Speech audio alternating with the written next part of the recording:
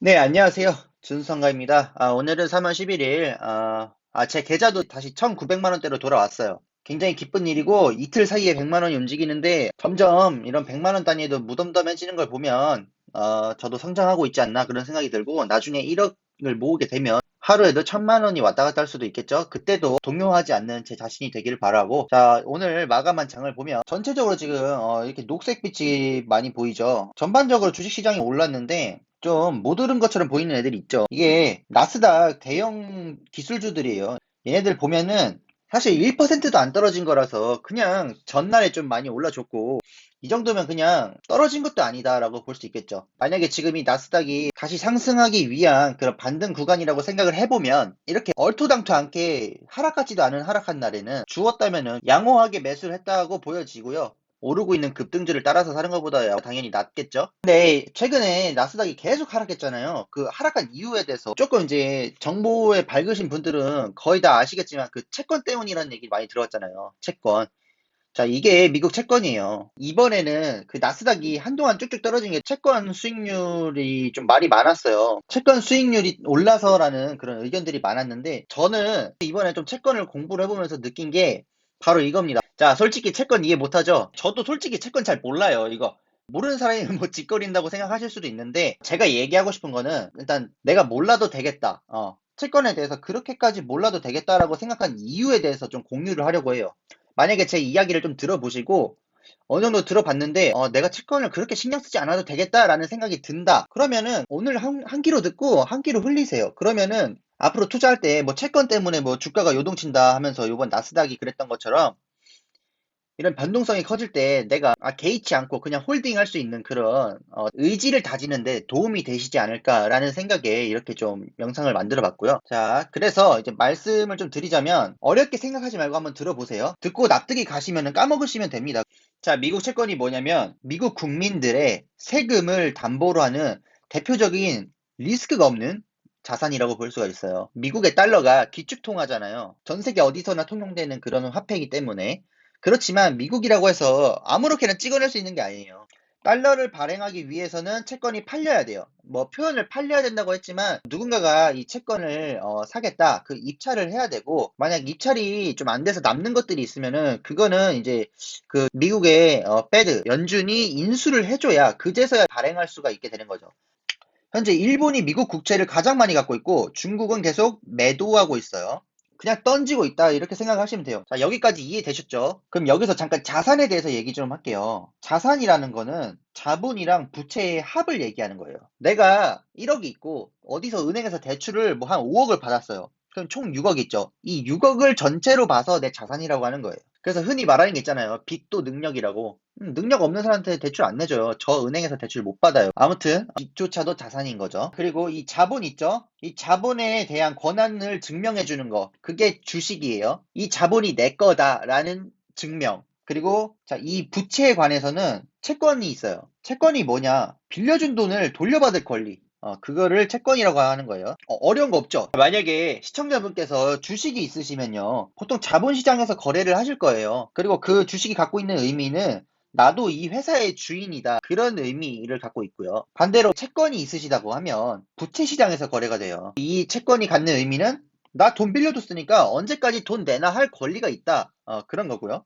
그래서 그 주식과 채권 각각의 것들로 벌어들이는 이익은 이렇게 표현할 수 있죠. 주식의 이익은 회사가 번 돈을 엠빵하는 거예요. 지분대로 쪼개서 나눠 갖는 거예요. 그리고 채권의 이익은 빌려준 돈에 대한 이자에서 나오는 것이에요. 그럼 여기까지 채권이 뭔지 이해가 되셨고 채권의 이익은 이자에서 나온다는 것도 이해가 되셨을 거예요. 그럼 이제 채권이 뭔지에 대해서 대충 알고 있는 상태에서 제가 이런 이야기를 좀 해볼게요. 금리를 올린다고 할게요. 기준금리. 기준금리를 올린다는 뜻은 대출 이자가 올라간다는 얘기예요. 그래서 대출을 끼고 자산을 모으는 사람들이 있잖아요. 그분들이 만약에 유지가 불가능하실 때는 당연히 자산을 매각하고 뭐 상환하거나 실제로 뭐 유동성이 해소가 되겠죠. 대출을 선뜻 받기가 좀 어려워지잖아요. 저도 이자가 낮은데 돈을 많이 빌려준다고 하면은 나스닥 지수 추종안에 QQQ에만 박아놔도 돈이 얼마나 벌리겠어요. 연평균 수익률이 10%인데 이자가 뭐 한 3%다. 그러면은 아니 가만히 앉아만 있어도 그 7%의 차익을 챙길 수 있는 거잖아요. 안 할 이유가 없죠. 근데 반대로 금리가 뭐 한 6%로 올랐어요. 아, 이거 10% 수익이 사실 이게 연평균이지 올해도 보장된 건 아니거든요. 그러니까 아, 이거 괜히 좀 리스크가 부각이 되는 거죠. 그러면 좀 망설이게 되겠죠? 그래서 유동성이 회수된다는 의미는 그냥 이런 식으로 좀 받아들이시면 될 것 같아요. 그래서 채권 수익률, 채권의 수익률이 이자죠. 채권이 5%의 이자를 주는데 금리가 갑자기 7%가 된다고 하면 당연히 채권보다 금리, 예금을 하는 게 훨씬 낫겠죠? 예금 자체가 원금 보장이랑 정해진 이자를 지급하는 것 때문에 안정성이 있잖아요. 자, 그래서 비교를 할 수가 있어요. 채권이 5%의 이자를 준다고 할 때 금리가 7%가 됐을 때는 채권보다 금리 이쪽에 돈을 넣는 게 내 돈이 복사가 될 거 아니에요? 그러니까 어떻게 되겠어요? 채권을 가지려는 사람들이 별로 없겠죠. 채권을 자꾸 파는 거예요.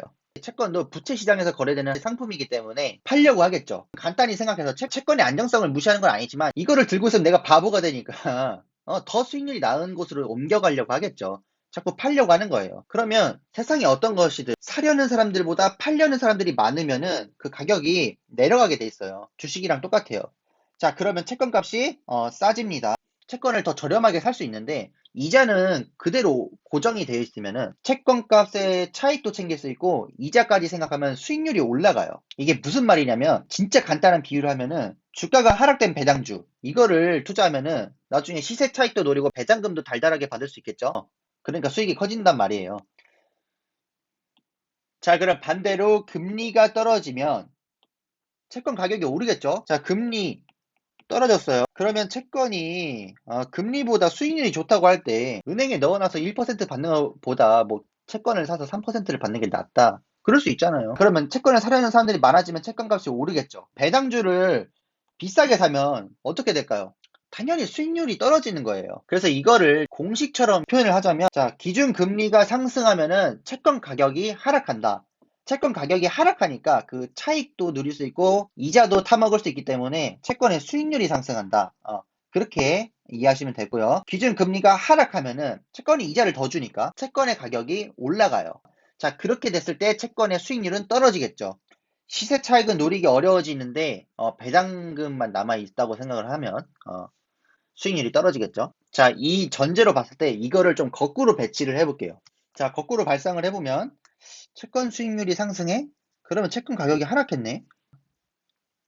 그럼 채권보다 금리가 더 높은 건가? 반대로 채권 수익률이 하락했다고? 그럼 채권 가격이 올라서 그런가? 그러면 채권 가격이 올라서 그런가? 그러면은 예금보다 채권이 더 이자를 많이 주나? 이런 식으로 생각을 할 수 있다는 거죠. 제가 얘기했던 걸 그대로 갖고 와서 지금 인베스팅닷컴에서 가져온 미국 채권 수익률인데요. 우리가 봐야 될 건 일단 이 10년물이에요. 10년 동안 채권 수익률이 이렇게 나온다고 할 때 방향성을 볼 수 있는 거죠. 미국 10년 채권 수익률 5년짜리로 한번 볼게요. 보면 이때가 코로나 직전에 그 나스닥 뭐 한 9천 찍고 코로나가 올 거라고 전혀 예상을 못했을 때 그때 채권 수익률이었고요. 지금은 그때보다는 낮아요. 그때보다는 낮은 상태고 그런데 코로나가 한창일 때 계속해서 이 채권 수익률이 폭락하다시피 계속 내려갔잖아요. 제가 뭐라고 했죠? 채권 수익률이 하락한다? 보시면 코로나 초기에 채권 수익률이 하락하고 있죠. 이렇게 급락하고 있어요. 작년 3월에 주식도 폭락을 했었죠. 작년 3월에. 그때 채권으로 해지하는 사람들이 좀 있었어요. 주식보다 덜 떨어지고 안정성이 있기 때문에. 오히려 채권이 상승하는 때도 있었죠. 그래서 이렇게 채권 수익률이 하락한 구간에는 채권 가격도 상승을 했었어요, 실제로. 실제로 부양한답시고 그 더 많은 대출을 해주기 위해서 금리를 계속 내렸잖아요. 과거를 봤을 때는 이 구간 있죠. 이 구간. 이 구간에서는 채권 수익률이 하락한 거랑 기준 금리가 하락한 거랑 연관이 있는 거예요. 이때는 금리를 계속 인하했고 시장에 계속 유동성이 넘치고 있었던 시기였죠. 너도 나도 대출해서 투자할 수 있는 상태. 왜냐? 그 이자가 부담이 안 되기 때문이죠. 금리가 내려가니까. 그런데 지금 미국이 뭐 기준 금리를 올린 건 아니에요. 그런데 그 뒤로 계속 코로나 이후로 이렇게 금리가 올라갔어요. 슬금슬금 올라가고 있죠. 조금 더 이 상승폭을 가까이서 보기 위해서 1년짜리 차트로 돌아왔어요. 1년짜리 차트. 제가 지금 바닥을 이렇게 그어서 계속 올려봤는데 약간 각도가 갑자기 이때부터 급격하게 오르는 걸 볼 수가 있죠. 이때부터 시장에 금리에 대해서 염려하는 목소리들이 나오기 시작하는 겁니다. 보세요. 이게 지금 수익률 차트인데 채권 수익률이 상승하면은 채권 가격이 하락하고 그럼 기준 금리가 상승한다? 라는 그런 생각이 들잖아요. 잠깐 앞에서 보여드렸듯이 2020년 3월 때 금리를 인하하면서 채권 수익률도 같이 하락을 했던 걸 보면은 그 반대로 채권 수익률이 상승하면 금리도 올라간다라고 할 수 있는 거죠. 이건 이제 3달짜리로 미국 10년 채권 수익률을 보고 있는 건데 이 구간이 수익률이 1%도 안 되는데 여기서 여기까지 오른 거예요. 몇 퍼센트가 올랐죠, 이게? 50%.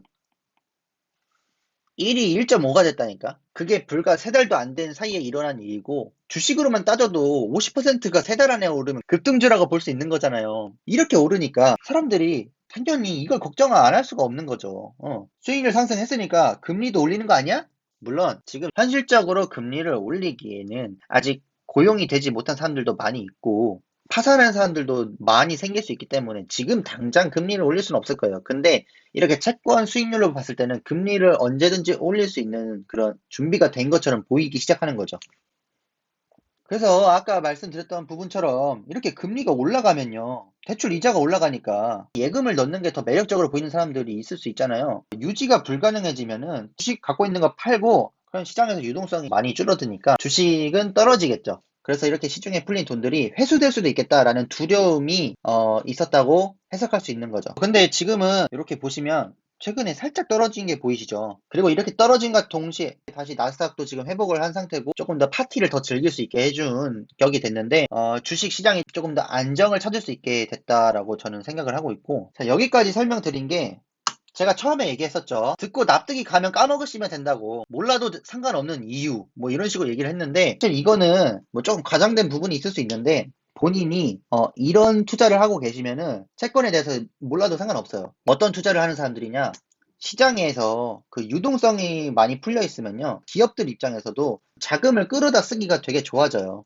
그러면 적극적으로 자기의 그 덩치에 비해서 큰 투자를 해볼 수도 있는 거고, 크게 성공하는 기업들도 나올 수 있는 거죠. 근데 그런 기업들이 아직 뭐 흑자도 못 내고 있고, 빚이 너무 과도하게 많을 때, 갑자기 금리가 올라서 유동성 회수한다고 하면은 투자한 거 성과도 보지도 못하고 있는데 다 토해내야 되는 상황이 나올 수 있어요. 그러면 굉장히 주가에 타격이 크겠죠? 그런 애들은 유동성이 빠져서 그 가격이 내려가는 것보다 실제로 그 타격을 엄청 입기 때문에 더 떨어지는 거죠. 그리고 회복이 얼마나 걸릴지도 모를 일이니까. 그래서 본인이 갖고 있는 기업이 정말 현금도 탄탄하고 지금도 돈을 엄청 잘 벌고 그런 우량 기업이다 할 경우에는 정말 신경 쓸 필요가 없어요. 그냥 오히려 안 팔고 빠졌으니까 더 산다라는 생각으로 그냥 매수하시면 돼요. 저도 실제로 그렇게 하죠.